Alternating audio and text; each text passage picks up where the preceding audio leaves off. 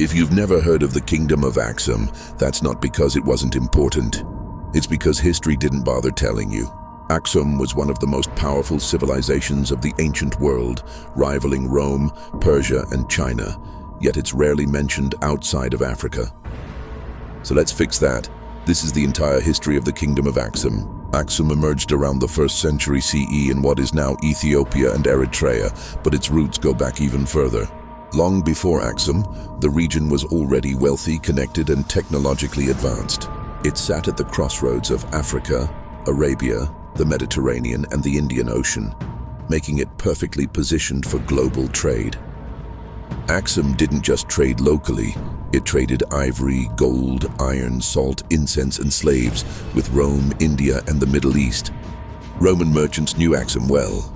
In fact, a 1st century Greek guidebook called the Periplus of the Erythraean Sea describes Axum as a major world power. By the 3rd century, Axum was thriving. It built massive stone monuments called stelae, some over 80 feet tall, carved from single pieces of granite. These weren't just decorative, they marked royal tombs and symbolized centralized authority, engineering skill, and wealth. Axum also did something few African kingdoms did at the time. It minted its own coins. Gold, silver, and bronze coins stamped with kings' faces, just like Rome. This wasn't imitation. When people think of ancient superpowers, they usually think of Rome, Greece, or Egypt. But for centuries, the greatest threat Rome ever faced wasn't another European empire. It was Carthage. This is the entire history of one of the most powerful and most destroyed civilizations in history.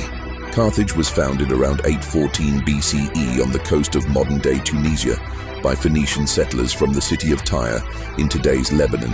According to legend, it was founded by Queen Dido, who outsmarted local rulers and claimed land by cutting an ox hide into thin strips to surround an entire hill. Whether the story is true or not, the result was undeniable. Carthage was perfectly placed for trade. The Phoenicians were master sailors, and Carthage became the wealthiest trading empire in the Western Mediterranean. Its ships connected Africa, Europe, and the Near East. Carthaginian merchants traded silver, gold, grain, textiles, dyes, and luxury goods across thousands of miles. Unlike Rome, Carthage was not built on conquest at first. It was built on commerce. By the 6th century BCE, Carthage controlled much of North Africa, southern Spain, Sicily, Sardinia, and Corsica. It ruled the sea with one of the most powerful navies the ancient world had ever seen. Carthage was governed by a republic long before Rome became an empire.